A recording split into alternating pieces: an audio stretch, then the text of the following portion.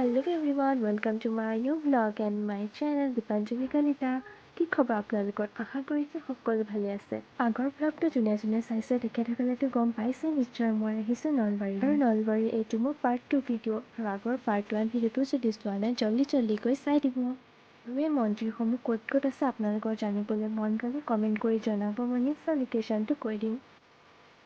আৰু মই ইমান ভইচ অভাৰ দি নাথাকোঁ, আপোনালোকে ভিডিঅ'টি প্ৰথমৰ পৰা শেষলৈকে চাব।